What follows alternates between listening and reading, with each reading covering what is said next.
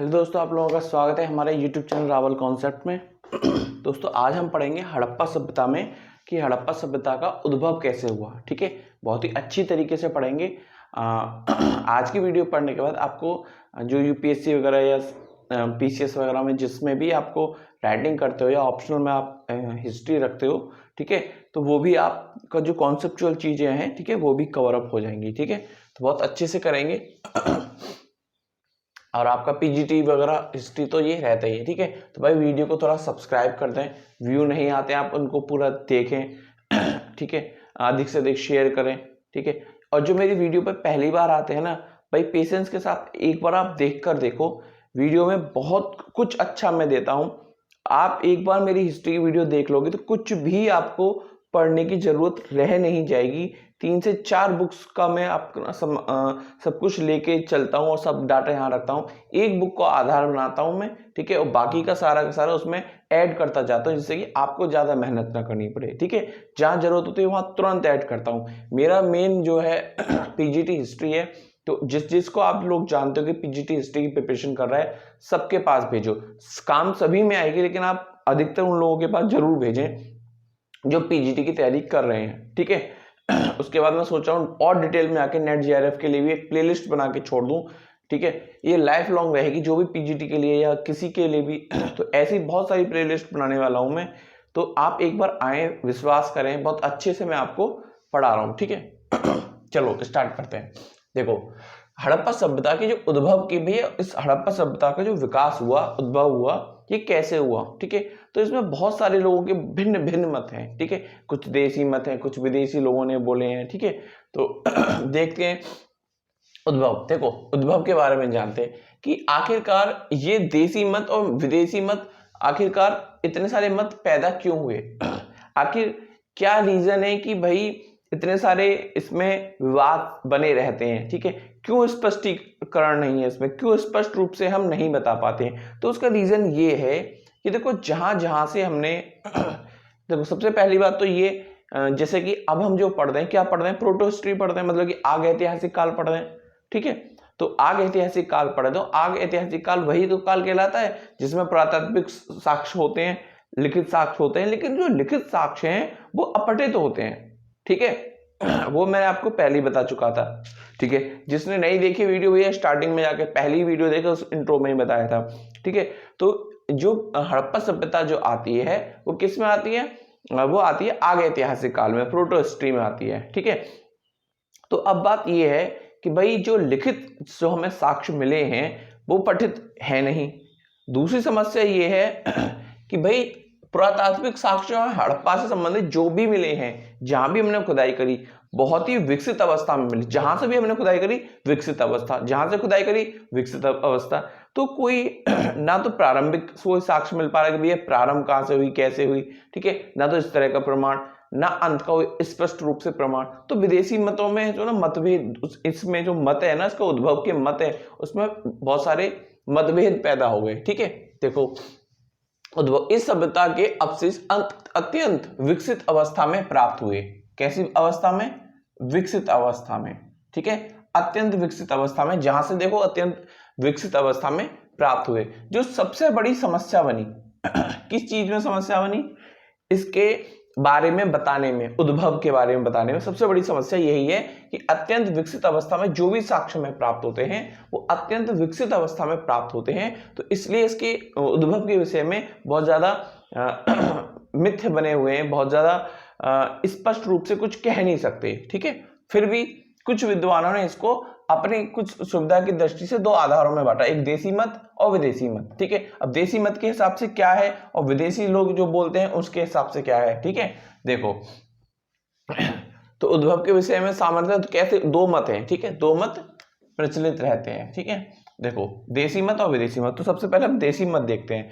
देसी मत की मतलब कि देसी मत और विदेशी मत से लोग ये ना समझे कि विदेशी लोग जो कह रहे हैं वो बात है, जैसे अभी गलती से मैंने बोल गया था, या जो देसी नहीं, जो देसी लोग कह रहे हैं वो देसी मत हो गए, नहीं, जो विदेशी लोग कह रहे हैं तो उसका मतलब हो गया कि विदेशी मत से मतलब हो गया कि जो हमारे जो महाद्वीप है, भारतीय महाद्वीप, यानी कि ये हड़प्पा सभ्यता जो अफगानिस्तान, पाकिस्तान और भारत में पाई जा रही है, ये इस क्षेत्र की नहीं थी, ये विदेश से लोग आए थे और उन्होंने बसाई थी। जो इसके पक्षधर हुए वो विदेशी मत के अंदर गए, और जो ये बोलते हैं कि भैया ये जो सभ्यता है, हड़प्पा सभ्यता है, ये देसी है, मतलब कि ये जो जहां मिल रही है ये यहीं पे पैदा हुई थी, किसी ग्रामीण संस्कृति से धीरे धीरे डेवलप हो गई, या कुछ भी किसी भी प्रकार से डेवलप होके जिस भी रूप में ये डेवलप हुई, लेकिन हुई ये इसी धरती से, विदेश से आके लोगों ने नहीं बसाई।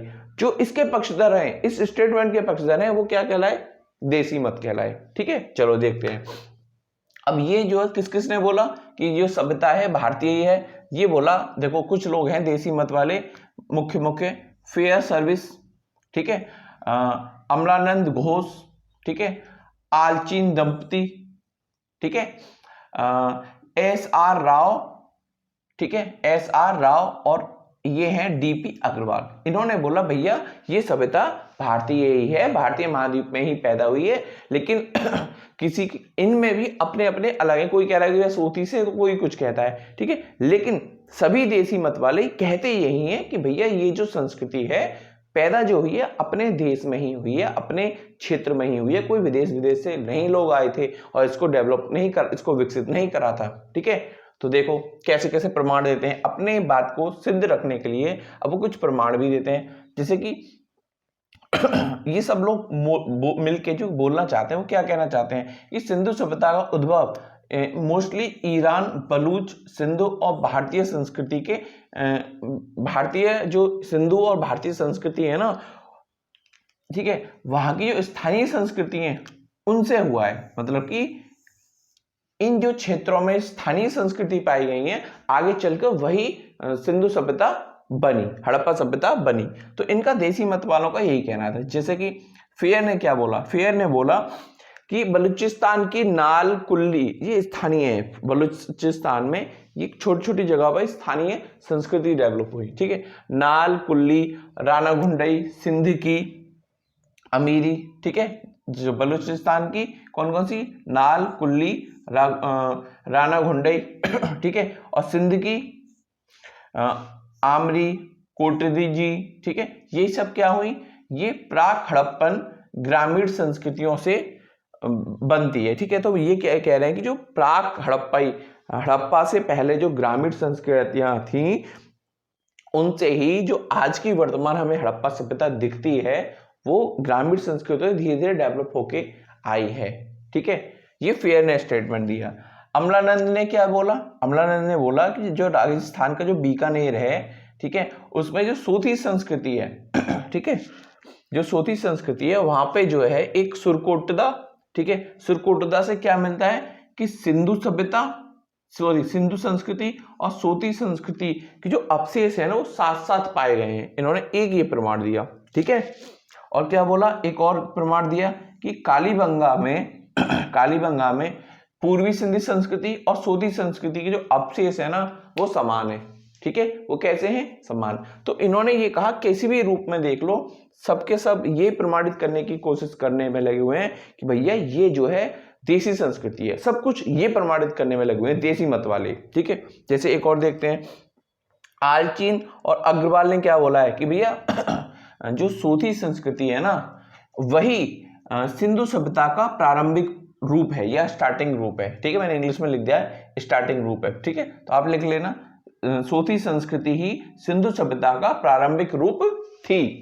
ठीक है, ये किसने बोला है, ये बोला है आपका आलचीन और अग्रवाल जी ने उन्होंने ही बोला है। ठीक है, अब इसके अपने इस स्टेटमेंट के को सिद्ध करने के लिए उन्होंने कुछ चीजें भी बोली।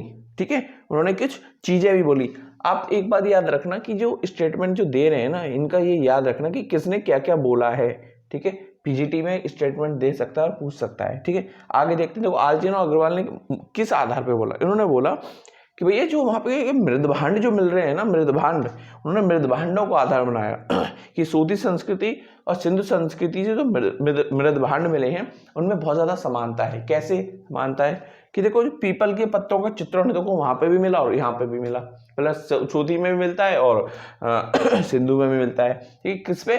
मृद भांडों पे चित्रण जो है पीपल के पत्तों का चित्रण मृद भांडों पे मिलता है, सूती में भी और सिंधु में भी।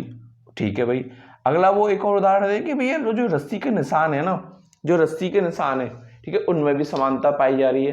ठीक है, सूती संस्कृति में भी और आपकी सिंधु संस्कृति में भी। ठीक है, तो वो भाई कहने पे लगे कि भाई इस आधार पे भी। और क्या बोलते हैं कि छल्लेदार घोंडे वाले बर्तन, ठीक है, बर्तन मतलब मृदभांड, ठीक है, वो वहां पे भी पाए गए हैं और वहां पे भी पाए गए। तो इसी आधार पर, इस आधार पर, अच्छा इसका खंडन नहीं हो पा रहा है अधिकतर, ठीक है, तो इसी आधार पर तो अधिकतर विद्वानों का मत यही है। ठीक है, मत में जो अधिकतर विद्वान है ना वो इसी मत पे रहते हैं कि भैया ये देसी है। ठीक है, देसी है मतलब कि इसको ही बताते हैं, किसी न किसी आधार पे वो इसी को बताते हैं। अब विदेश की बात करते हैं, विदेशी मत किस आधार पे बोल रहे हैं कि सिंधु सभ्यता देसी सभ्यता नहीं है, वो विदेशी सभ्यता है। ठीक है, उस आधार को और देख लेते हैं। देखो अब जो विदेशी मत है वो क्या, कौन कौन है जो विदेशी इस बात को ये सिद्ध करना चाहते हैं कि सिंधु सभ्यता देसी नहीं है, वो विदेश से आए हुए लोगों द्वारा डेवलप करी गई। तो इसमें मार्शल है, व्हीलर है, मार्शल को मैं आप बता ही चुका हूँ, व्हीलर को बता चुका हूँ। ठीक है, गार्डन चाइल्ड है, क्रैमर चाइल्ड है, ठीक है, डीडी कौसाम्बी है, ये भारतीय वेशक हैं। ठीक है, डीडी कौसाम्बी, लेकिन क्या है ना इनका जो मत है वो यही कह रहे हैं कि भैया ये लोग विदेश से आए थे। ठीक है, चलो इनको देख लेते हैं। ये क्या कहना चाह रहे हैं मिलकर, ये कह रहे हैं कि जो सभ्यता है ना मेसोपोटामिया की सुमेरियन सभ्यता से मिलती है। ठीक है, और ये साथ में कह रहे हैं कि ये मेसोपोटामिया वाले जो लोग हैं ना मिस्र होते हुए यहाँ पहुंचे हैं। ठीक है, और यहाँ पे आके इन्होंने सभ्यता डेवलप करी है, मतलब विदेशी लोग हैं उन्होंने आके डेवलप करी है। ठीक है, इनका ये कहना था। जैसे कि क्रैमर क्या कहते हैं, क्रैमर कहते हैं कि 2400 ईसा पूर्व में सुमेरियाई लोग जो है भारत आए। ठीक है, सुमेरियाई लोग भारत आए और यहाँ की परिस्थितियों के अनुसार, यहाँ की परिस्थितियों के अनुसार कुछ चेंजेस करे। ठीक है, अपने ही संस्कृति में कुछ परिवर्तन करे, और परिवर्तन करने के बाद क्या हुआ, उन्होंने सिंधु सभ्यता का विकास करा। तो क्रैमर जो है वो इस आधार पे बोलते हैं। ठीक है, आगे देखते हैं। गार्डन चाइल्ड क्या कहते हैं, गार्डन चाइल्ड कहते हैं कि मेसोपोटामिया के लोग आए। ठीक है, मेसोपोटामिया के लोग आए और उन्होंने एक नवीन संस्कृति का विकास करा। अब वो ये कहना चाहते हैं कि मेसोपोटामिया खुद में एक अपने आप में एक सभ्यता थी। तो क्या हुआ कि जो सिंधु सभ्यता इतनी तेजी से जो बढ़ी ना, वो यही रीजन था कि वो एक सभ्य समाज से आए हुए लोग थे, उन्होंने ही आके तेज गति से इसका विकास कर दिया।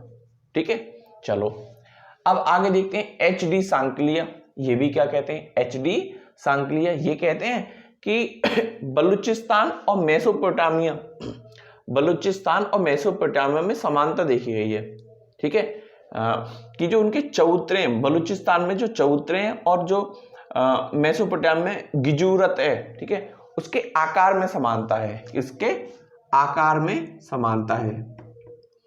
मतलब कि नीचे से पतला है, वो एक संरचना है ये। ठीक है, नीचे से पतले हैं ये और ऊपर जो है, सॉरी नीचे से चौड़े हैं, ऊपर आते थे पतले हो जाते हैं। तो इस आधार पर उन्होंने कहा कि ये जो शेप हैं, चबूतरे हैं, बलूचिस्तान में से चौतरा बोलते हैं और मेसोपोटामिया से गिजुरत बोलते हैं, चीज वही है, अपनी देसी भाषा में आप इसको गिजुरत बोलोगे। ठीक है, वो चौतरा बोलोगे। ठीक है, तो इनके आकार में समानता है। आकार में समानता ये कि नीचे से चौड़े, ऊपर से पतले, तो आकार में समानता है। साथ में एक ही राजतंत्र से ये प्रेरित है, एक ही राजतंत्र से ये प्रेरित है। तो इनके ये स्टेटमेंट आए, लेकिन इसका कुछ जब हमने तुलना करी तो उसका तोड़ निकल आया। तुलना करने पर ये बात, ये इनका जो मत है ना उसका तोड़ निकल के आता है, क्योंकि जमीन आसमान का अंतर हमारा निकल के आता है। अब देखो, देसी मत ज्यादा सिद्ध बैठेंगे, विदेशी मत की तोड़ निकल के आता है, अपवाद ज्यादा है। ठीक है, जैसे कि मेसोपोटामिया की जो सभ्यता थी, नगर जो उसके थे ना, नगर जो थे उसके बेतरतीब थे, मतलब कि कोई ढंग से नहीं थे, कोई अब व्यवस्थित रूप से नहीं थे। अगर यहाँ पे मैं लिखूं तो कैसे थे, इसको हटाते हैं, और व्यवस्थित रूप से नहीं थे,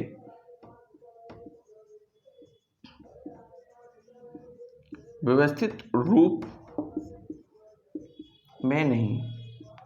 ठीक है, लेकिन वहीं अगर सिंधु सभ्यता की देखी जाए तो नगर जो है ना बहुत ही व्यवस्थित रूप से थे, एक जाल की तरह थे, ठीक है, एक जालनुमा आकृति बनी हुई थी व्यवस्थित रूप से, कि घर यहाँ बने हुए हैं, ठीक है, यहाँ बने हुए हैं, यहाँ बने हुए हैं, ठीक है, बीच में ये सड़कें जा रही हैं, सड़कें समकोण पे काट रही हैं, है ना, तो एक जालनुमा की आकृति में बहुत अच्छी व्यवस्थित रूप से बने हुए थे, ठीक है, तो व्यवस्थित थे, ठीक है।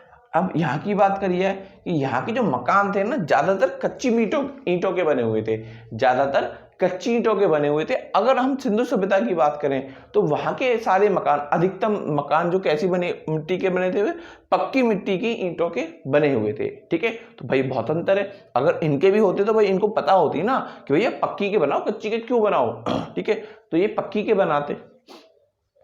आगे देखो इनकी जो जल निकासी जो व्यवस्था थी इतनी उन्नत नहीं थी।